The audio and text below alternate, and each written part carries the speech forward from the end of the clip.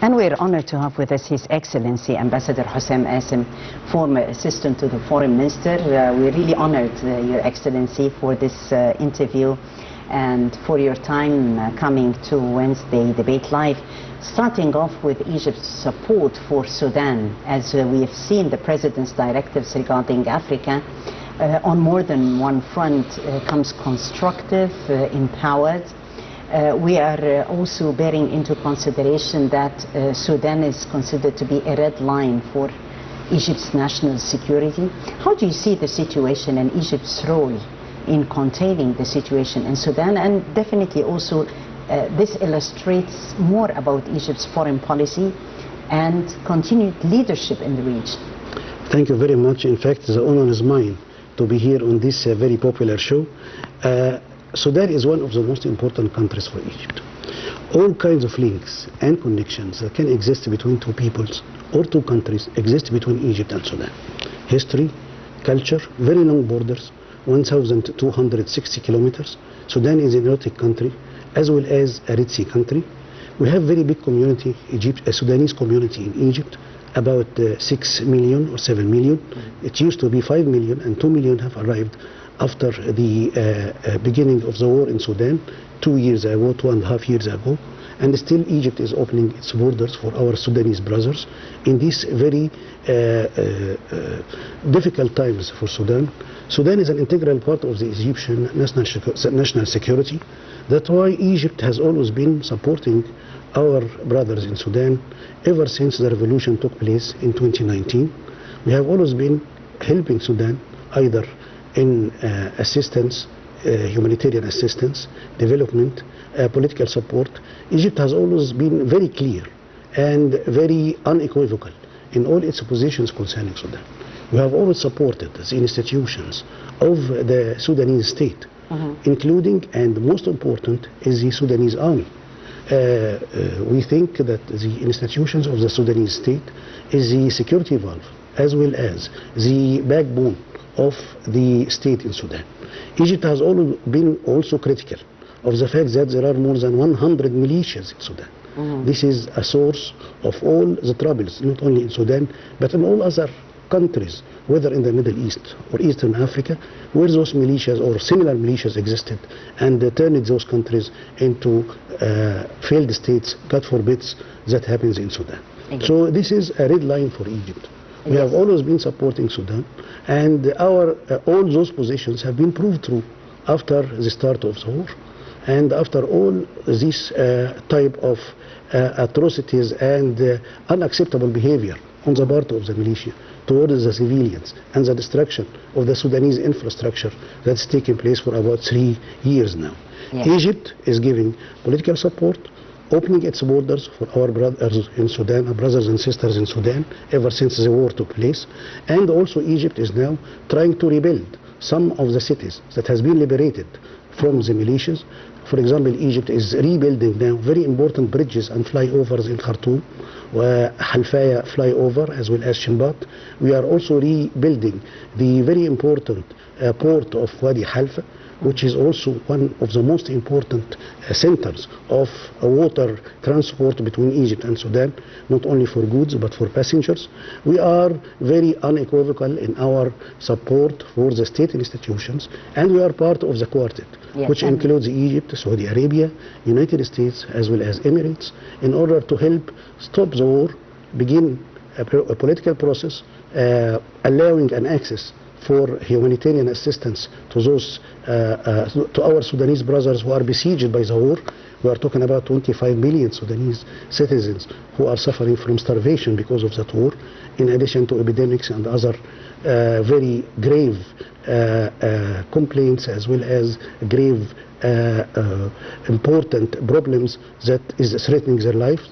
We are helping in that, and Egypt, the quartet has already announced an initiative, and the visits from between the two countries are frequent The last one was yesterday when our Minister of Foreign Affairs, Minister Badr Abdelati, was in Sudan, reiterating our support for Sudan and also discussing all sorts of bilateral relations and support in whatever way. Yes, Sudan, definitely. whenever I support Sudan, we are supporting ourselves because it's one destiny and it's an integral part of our national security. Definitely, and this has been quite obvious in the phone call, in the content of the phone call between President Abdel Fattah al-Sisi and his Kenyan counterpart, where His Excellency has said that the brotherly nation Sudan is directly linked to Egypt's national security.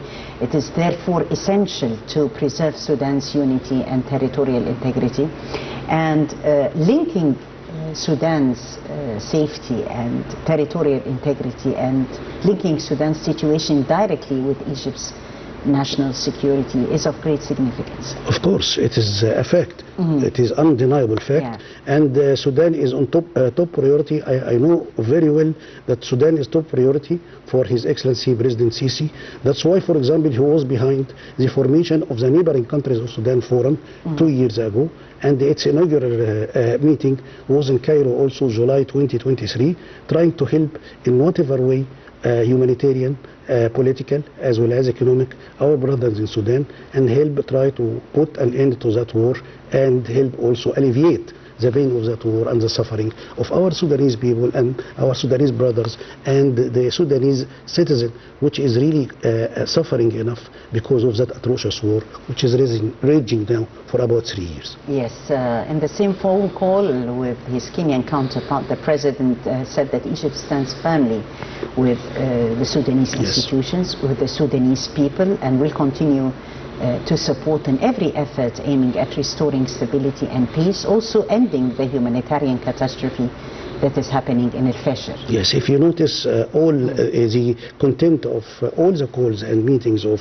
His Excellency President Sisi with the top officials of all countries, whether America, whether IGAD countries including Kenya, whether international organizations, whether Arab countries which are interested in Sudan, Sudan is always a top priority, and the Egyptian position is being reiterated in all those meetings, because we cannot leave any opportunity not to confirm or express our position concerning that very, very important issue for us. Yes, the President reaffirmed Egypt's principled stance on non-interference in other countries' affairs and also state preservation, which was quite clear as foundations for achieving peace and stability in the region. So Egypt, with its diversified foreign policy, is definitely safeguarding that important dimension. This is a basic principle of Egyptian foreign policy.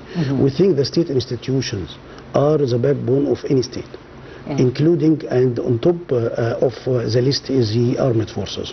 If we look at all those failed states around us, whether in the Middle East or Eastern Africa, it began with the failure of its institutions, and it began of the dissolution of its armed forces. We cannot allow that to happen in Sudan. The armed forces in Sudan is having a credibility, having the confidence of the people. One evidence of that is the fact that 90% of the displaced people or refugees who are in Sudan are coming from areas under the control of the militia. They are, most of them are recoursing to areas under the control of the army. This is, I think, a vote of confidence, of which the Sudanese people say that which party they are trusting and which party they can feel safe under its control. Yes. This is very important. Ambassador Qassem, how do you see Egypt's efforts exerting intensive efforts in order to achieve this sense of de-escalation, and this is within the framework of the UN, of the African Quartet? Not only that, but on bilateral basis, during our talks concerning the quartet of the international quartet, Saudi Arabia, Emirates, America, Egypt, international organizations, African Union, in all our contexts, Sudan is a top priority for us. What's happening in Sudan is affecting us in all ways. You see, most of the refugees from Sudan are coming to Egypt. 2 million has already arrived to Egypt. Also, Sudan is having very long borders with us. So it is our vital sphere. It is our national security. And that's why we are trying to help in whatever way. Because if I help my neighbor, I help myself. If I cannot feel safe while my neighbor is insecure, I cannot feel rich while my neighbor is starving. This is a lesson we have always learned, not only from the Sudanese issue, but from all other problems in the region. So that's why we are trying to help in that regard, either during humanitarian assistance, or development, or rebuilding and renovation of the Sudanese projects and infrastructure that has been destroyed under the control of the militias, and trying to find some solution which would lead to a political process that would take Sudan from that dilemma into a new era which is compatible to the vast resources of Sudan and compatible to the ambition of the Sudanese people. Yes, definitely. Ambassador Qassem, well, we can see Egypt's integrated approach and efforts combining diplomacy with economic initiatives, also cultural engagement had been there, influencing its role in maintaining regional stability. Of course, it's if you see, Egypt has always been a strong force for stability, not only in Sudan, but in all other areas around Egypt. Unfortunately, Egypt is surrounded by problems from almost all sides. We had the problem of Gaza, and we have the problem of course, the developments in Libya, which also divided between two sides, and now Sudan, and southward we have also the GERD and the problems with Ethiopia. But we are trying to help to be a buffer of stability, to be the center of security and solution. We have played a very important role in the ceasefire of Gaza, and we are trying to play also a similar role in a ceasefire in Sudan and in all other areas around, because as I told you, we cannot feel safe while our neighbors are insecure. This is very important for us, and Sudan is one of our most important neighbors. All sorts of relations that can exist between two countries or two peoples exist between Egypt and Sudan.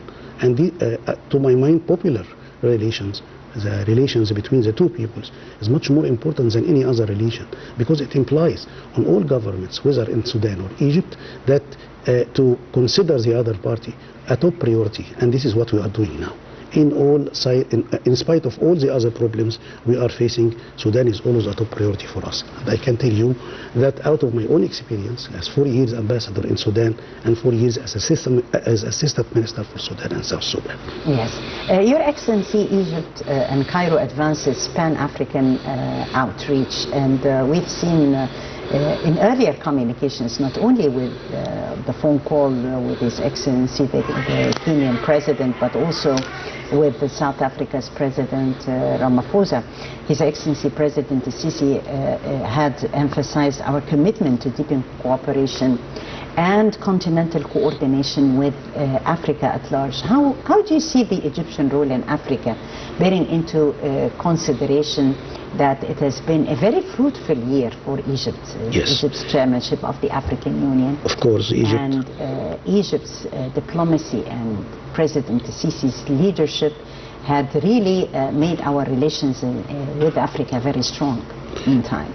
For decades, Egypt has always been a force of liberation, a force of development, a force of stability in Africa. We have been a founding member of the African Union, and we have also been one of the most important helpers and supporters of all African countries that were striving for their independence. Egypt is a member of many African organizations, and Egypt is a leading economic power trying to help develop its relations for the best interests of Egypt and the African countries. Africa is an opportunity for Egypt, as well as Egypt is an opportunity for Africa. We have been trying for important infrastructure projects, whether in the field of land transport, whether in the field of river transport, whether in the field of investment or trade. Our trade with Africa is growing steadily, and one of the most important future markets for Egypt and for Egyptian goods is Africa, and the other way around. So Africa is our vital economic sphere and vital national sphere, and vital also sphere of strategic interest. Yes, from Africa and beyond Africa, Egypt extended also its strategic footprint through engagements with Russia, where the Russian Security Council Secretary Sergei Shoigu held talks in Cairo with President Abdel Fattah al-Sisi and senior Egyptian officials, and once again reaffirming Russia's commitment to strengthening economic as well as military and technological partnership with Egypt. So we see, Ambassador, this sense of diversification. Of course. We have also Russia and the advanced cooperation that would benefit Africa as well. Of course. It will have an impact on Africa as well. Well, in what ways do you see Egypt's humanitarian and mediation efforts in Sudan as a model of regional crisis management? How do you see this? I see it's really a very important and exemplary role that should be emulated by other countries. We never interfere in the affairs of Sudan. We accept whatever road the Sudanese choose for themselves. We deal with whatever people the Sudanese elected to lead themselves. And we are focusing on the best interests and the mutual interests, which are huge between us and Sudan. And there are very big opportunities, huge opportunities that are unexploited between the two countries. For example, as I told you, we are now developing the most important roads and bridges and flyovers in Khartoum, which has been destroyed during the war. There is also a linkage between the electricity grids between of the two countries. The capacity of 700 megawatts now, and we are going to increase it 70 megawatts now, and we are going to increase it to 300. We are now rebuilding a very important port in Wadi Halfa. There are also other very important agricultural as well as industrial. We were, for example, planning to build an industrial city in Sudan, in which all the important companies from Egypt come and invest in Sudan. Sudan is a very rich country with its resources, and we have also a very important advantage in that regard, that we are very close to Sudan, so the cost of transport of exporting or importing to Sudan is much less than any other country or any other international donor or investor. We have huge opportunities unexploited because of the instabilities that's taking place now in that neighboring country. We are trying to help in that regard and restore all those projects after we reach a ceasefire, which is our main priority and our top objective now. Thank you so much, Your Excellency, Ambassador Hossam Qassem, former Assistant Foreign Minister, for highlighting this important topic. And that brings us to the end of the daily debate for tonight. And I'm Taghrit Hussein, thanking you all for watching. Thank you.